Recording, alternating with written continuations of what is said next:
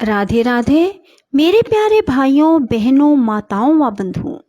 आज आषाढ़ मास में मैं आपके लिए लाई हूँ श्री स्कंद पुराण की कथा। बंधुओं, जिसे सुनने मात्र से आप पर भगवान की कृपा बरसने लगेगी और आपकी हर इच्छा जरूर पूरी होगी।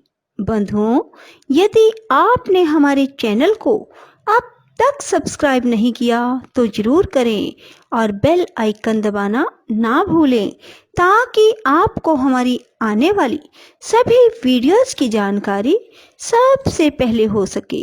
बोलो विष्णु भगवान की जय, बोलो शिव शंकर भोलेनाथ की जय। देवता बोले, भगवान आपने ही संपूर्ण चराचर जगत की सृष्टि की है। हम देवताओं की रक्षा करने योग्य आप ही हैं। देवताओं की यह बात सुनकर ब्रह्मा जी ने मन ही मन चिंतन किया। चिंतन से उन्हें ज्ञात हुआ कि पार्वती की तपस्या से बड़ी अद्भुत दाव अग्नि प्रकट हुई है। यह जानकर ब्रह्मा जी बड़ी शीघ्रता से परम अद्भुत क्षीर सागर के तट पर गए। वहां जाकर उन्होंने अति शोभायमान शेष शैया पर बैठे हुए भगवान विष्णु का दर्शन किया। लक्ष्मी देवी उनके दोनों चरणार बिंदों की निरंतर सेवा कर रही थी। गरुड़ जी कुछ दूरी पर मस्तक झुकाए हाथ जोड़े प्रभु की सेवा में खड़े थे। श्री कांति, तुष्टि, वृद्धि और दया सभी देवियां भी भगवान की सेवा में संलग्न थी। 9 शक्तियों से संपन्न भगवान विष्णु अपने पाशों से घिरे हुए थे। कुमुद, कुमुदवान, सनक सनंदन, महाभाग सनातन, प्रसुप्त, विजय, अरिजित, जयंत, जयसेन, परम कांतिमान जय, स्नत कुमार, उत्तम तपस्वी नारद, तुम्बरु, महाशंख पांचजन्य, कमोद की गदा, सुदर्शन चक्र तथा परम अद्भुत श्रांग नामक धनुष, ये सब वहां ब्रह्मा जी को मूर्तिमान दिखाई दिए।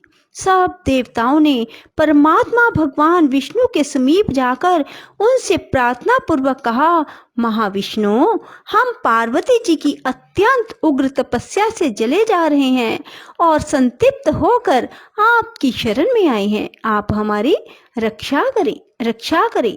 तब शेषनाग की शैया पर बैठे हुए परमेश्वर श्री हरि इस प्रकार बोले, देवताओं, आज तुम लोगों को साथ लेकर परमेश्वर महादेव जी के पास चलता हूँ।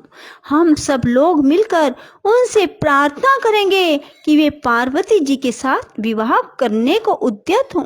भगवान शिव पुराण पुरुष हैं, सबके अधीश्वर हैं, वे सब के लिए वरेण्य हैं, उत्तम स्वरूप की पराकाष्ठा है, वे ही प्रात पर परमात्मा है।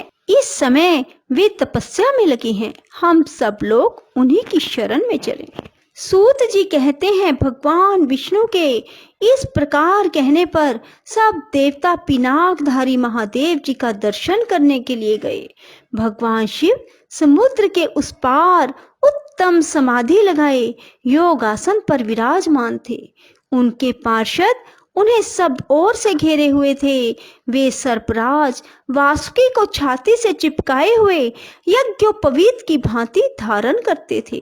कंबल और अश्वतर, इन दोनों नागों को उन्होंने दोनों कानों का कुंडल बना रखा था। करकोटक और कुलिक से उत्तम कंकन का काम लेते हुए उन्हें अपने दोनों हाथों में धारण किया। शंख और पद्म नामक नाग का भुजबंद धारण करके वे बड़ी शोभा पा रहे थे। पहनने योग्य वस्त्र के स्थान पर उन्होंने बाघ का चमड़ा लपेट रखा था। वे मस्तक पर भागीरथी गंगा तथा अर्धचंद्रयुक्त जटाजूट धारण किए बड़े बड़े ज्ञानी महात्माओं के साथ विराजमान थे। उनके श्री अंगों की कांति कपूर के समान गौर थी और कंठ में नील चिन्ह सुशोभित था। ऐसी अद्भुत शोभा से युक्त सूर्यश्रेष्ठ शिव का समस्त देवताओं ने दर्शन किया। उस समय ब्रह्मा, विष्णु, ऋषि, देवता और दानवों ने वेदों के उपनिषदों के अनेक सूक्तों द्वारा भगवान शिव का स्तवन किया।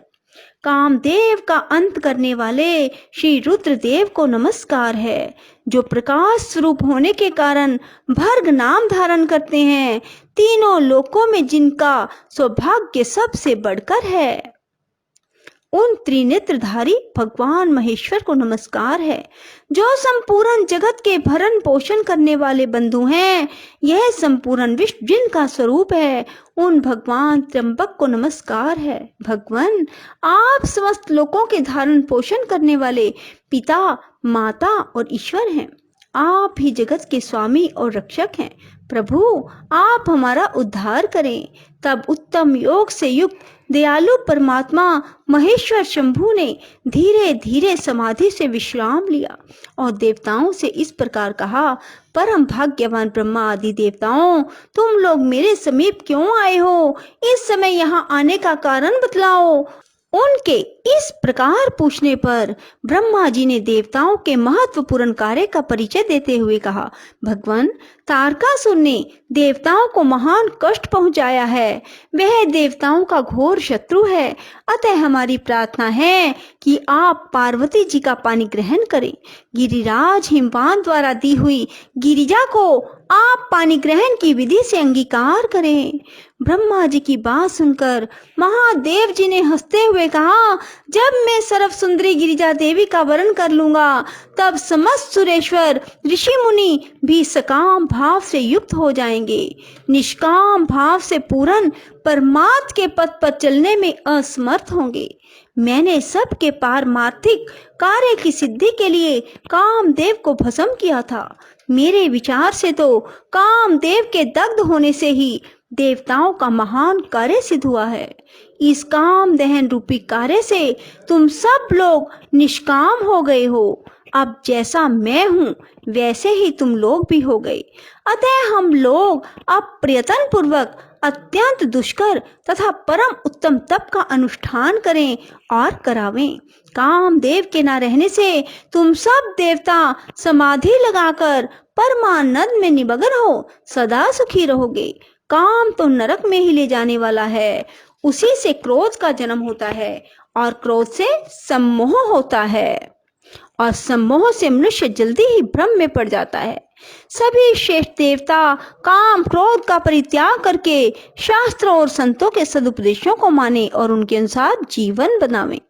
वृषभ के चिन्ह से युक्त ध्वजा धारण करने वाले भगवान महादेव ने इस प्रकार उत्तम बातें सुनाकर देवताओं तथा ऋषि मुनियों को भली भांति समझाया। तत्पश्चात वे पुनः ध्यान लगाकर मौन हो गए। तब वे सब देवता अपने अपने स्थान को चले गए।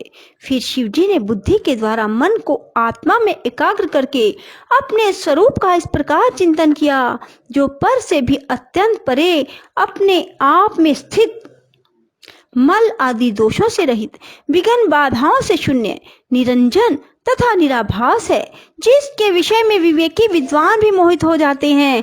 जहाँ सूर्य, चंद्रमा, अग्नि, नक्षत्र आदि दूसरी किसी ज्योति का प्रकाश नहीं, जहाँ वायु की भी गति कुंठित हो जाती है, जो विचार दृष्टि से भी केवल सद वस्तु है, सूक्ष्म तथा सूक्ष्मतर वस्तुओं से भी परे है, जिसका कोई नाम या संकेत नहीं है, जो चिंतन का विषय नहीं है, जिसमें विकार का सर्वथा अभाव है, जो रोग और शोक से सर्वथा दूर है, विशुद्ध ज्ञान भी जिसका स्वरूप है, सर्व त्यागी सन्यासी जिसे प्राप्त होते हैं, जो शब्द या वाणी की पहुंच से परे हैं, निर्गुण और निर्विकार है, सत्ता मात्र है जिसका स्वरूप है, जो ज्ञान गम्य होकर भी वास्तव में अगम्य है, वेदांत और आगम भी मूक होकर ही जिसका सर्वदा प्रतिपादन करते हैं, वही सबके ईश्वर पिनाकधारी भगवान वृषभध्वज परमार्थ वस्तु हैं। उन्होंने ही कामदेव का नाश किया है। वे साक्षात परमेश्वर होकर भी तप का सेवन करते हैं। लोमश जी कहते हैं, उधर पार्वती देवी बड़ी तपस्या में लगी हुई थी। उस तपस्या से उन्होंने भगवान शंकर को जीत लिया। देवी की तपस्या से हार मानकर भगवान शिव समाधि से विरत हो तुरंत उस स्थान पर गए जहाँ पार्वती जी विराजमान थी। वहां पहुंचकर उन्होंने देखा देवी गिरिजा सखियों से घिरी हुई वेदी पर बैठी है, चंद्रमा की कला के समान प्रकाशित हो रही है। महादेव जी ने उन्हें देखकर तत्काल ब्रह्मचारी का वेश धारण कर लिया और उसी स्वरूप से सखियों की मंडली में उपस्थित होकर पूछा, सखियों, यह सर्वांग सुंदरी कन्या अपनी सहेलियों के बीच में क्यों बैठी है? यह कौन है? किसकी पुत्री है? कहाँ से आई है और किस लिए तपस्या कर रही है? तब जया ने उत्तर दिया, ब्रह्मचारी जी, ये गिरिराज कुमारी हिमवान की कन्या है। तपस्या द्वारा परमेश्वर रुद्र को पति रूप में प्राप्त करना चाहती है। जया की बात सुनकर वटु रूपधारी शिव ठठाकर हंस पड़े और इस प्रकार बोले, सखियों, यह पार्वती भोली भाली है, इसे अपने हित और अहित का कुछ भी ज्ञान नहीं है। भला रुद्र की प्राप्ति के लिए तपस्या करने की क्या आवश्यकता है? अरे, रुद्र तो अमंगलमय रूप है, हाथ में कपाल धारण किए है, मरघट का निवास ही उन्हें अधिक प्रिय है। जिस दिन उनके वरण कर लेने पर रुद्र का इसके साथ संबंध होगा, उसी दिन से यह शुभांगी पार्वती भी अशुभ रूप हो जाएगी। रुद्र वही है ना जिन्हें दक्ष के शाप से ब्राह्मणों ने यज्ञ बहिष्कृत कर दिया है। अत्यंत भयानक विष वाले जो सर्प थे, वे भी उनके अंगों के आभूषण बने हुए हैं। रुद्र अपने अंगों में चिता की राख लगाते हैं, चमड़े का वस्त्र पहनते हैं, अमांगलिक वस्तुएं धारण करते हैं तथा निरंतर भूत प्रमथ और पिशाचों से घिरे रहते हैं। इस सुकुमारी कन्या को उस रुद्र से क्या लेना है? सखियों को चाहिए इसे ऐसा करने से रोकें।